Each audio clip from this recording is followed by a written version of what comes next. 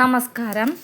ശിവപഞ്ചാക്ഷരി മന്ത്രത്തിൻ്റെ പ്രാധാന്യവും ശക്തിയും നമുക്ക് എല്ലാവർക്കും അറിയാവുന്ന കാര്യമാണ്. എന്നാൽ നമ്മുടെ പല ആവശ്യങ്ങൾക്കും ആഗ്രഹങ്ങൾക്കുമായി ശിവപഞ്ചാക്ഷരി മന്ത്രത്തെ പല രീതിയിൽ ജപിക്കുന്നവർ നമ്മുടെ ഇടയിൽ തന്നെയുണ്ട്. ശിവപഞ്ചാക്ഷരി മന്ത്രം ജപിക്കുന്നത് പോലെ തന്നെ ജപിക്കാവുന്ന മന്ത്രത്തെക്കുറിച്ചാണ് ഇന്ന് നാം പറയാൻ പോകുന്നത്. ശിവപഞ്ചാക്ഷരി മന്ത്രത്തെ പോലെ തന്നെ അതിശക്തമായതും എത്രയും പെട്ടെന്ന് തന്നെ ബലം നേടാവുന്നതുമായ മന്ത്രത്തെക്കുറിച്ചാണ് ഇന്ന് മനസ്സിലാക്കാൻ പോകുന്നത്.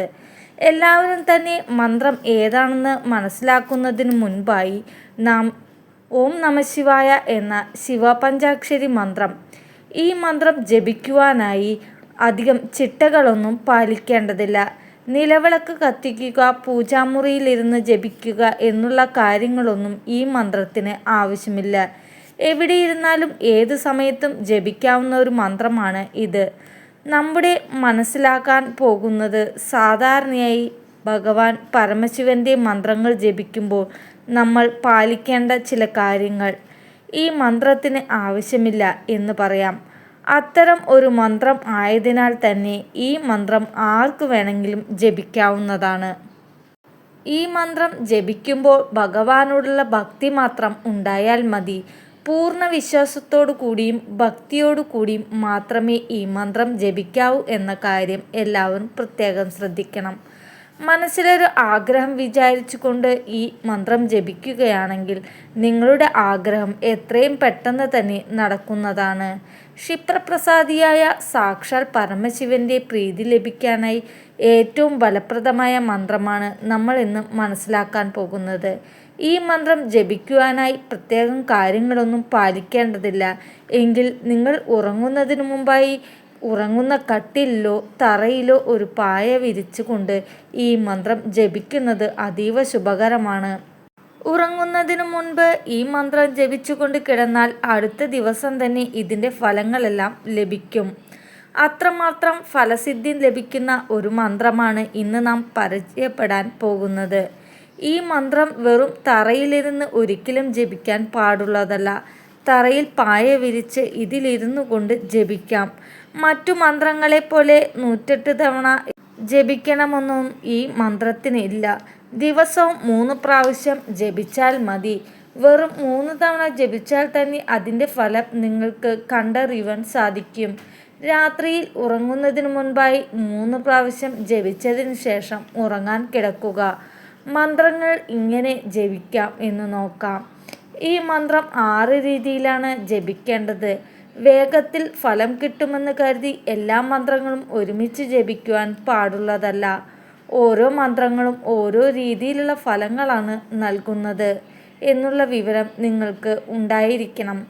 അതിനാൽ തന്നെ നിങ്ങളുടെ ആവശ്യം എന്താണ്, ആ ആവശ്യത്തിനനുസരിച്ചുള്ള മന്ത്രം മാത്രമേ ഒരു വട്ടം ജപിക്കുവാൻ പാടുള്ളൂ.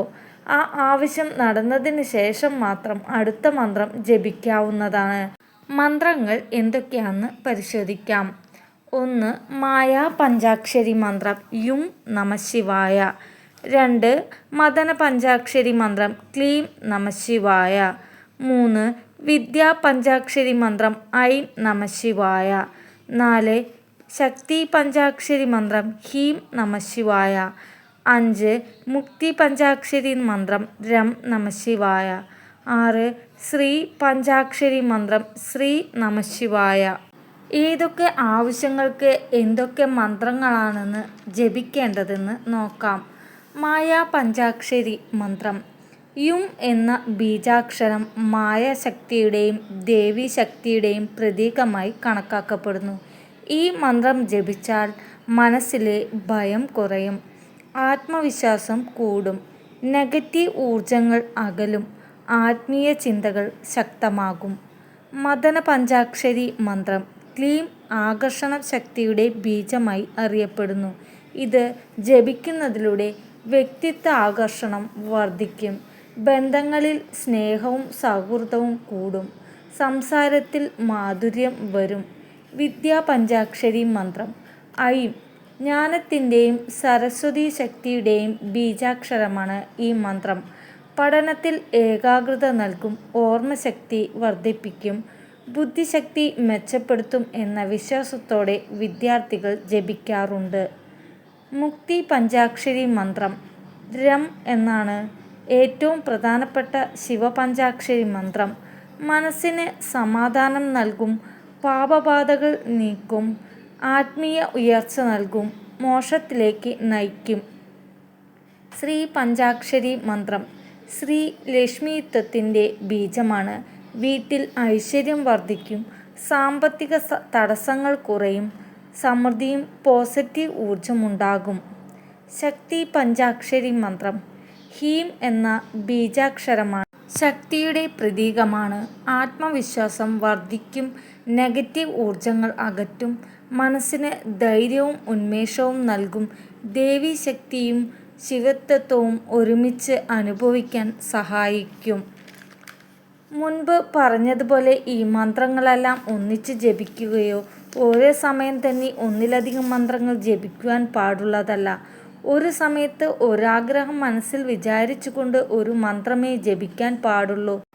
ഉറങ്ങുന്നതിനു മുൻപായി പരമശിവനെ ഭക്തിപൂർവ്വം പ്രാർത്ഥിച്ചുകൊണ്ട് നിങ്ങളുടെ ആഗ്രഹങ്ങളെല്ലാം നടത്തിത്തരണേന്ന് പ്രാർത്ഥിച്ചുകൊണ്ട് ഈ മന്ത്രം ജപിക്കാവുന്നതാണ്. ഭക്തിയും വിശ്വാസവും ഒട്ടും കുറയാതെ 3 പ്രാവശ്യം മാത്രമേ ജപിക്കാവൂ.